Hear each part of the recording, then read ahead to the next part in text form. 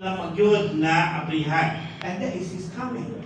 Ug mao na ang iyang pag-abot. Remember, the end of the church age is the coming of Christ. So naduduma niyo ba ang paghuman sa church ages mo ng pag-abot ni Kristo? He said, hasn't opened yet. So ingon niya wala pagyud na abrihan. And that is his coming. Ug mao na ang iyang pag-abot. Because we don't know when he's coming. Kaya wala pa na sa kano sa siya moabot.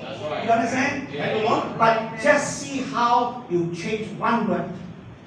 Pero tanaw niyo kung inyong subod bisan usa ka pulong In ra the Garden of Eden, the serpent changed one word for Eve. Remember dito that? sa Garden of Eden usab ra sa yawa ang isa ka pulong ra dito kang Eve. Okay. Let's see how the Antichrist today changed one word.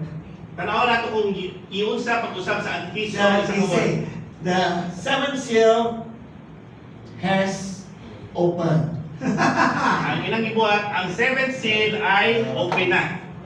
Here say hasn't opened. Pero hindi wala pagyud na ablihan, But they say, yeah, open. pero ginaingin na abli na gyud. Not open, become open. Ang wala pa na ablihan nahimong abli na. The serpent tell Eve, not die. Ang isulti God sa say, second you gift shall na die. mamatay. Pero ingon sa Not die. Panginoon na mamatay. Not open. Dili But pa they say open. open. Pero ginaingon nila na abli na. You understand now? Masaya nasabtan niyo na ba mga ison? Yes, amen. We all love this message, don't we? Amen. Okay.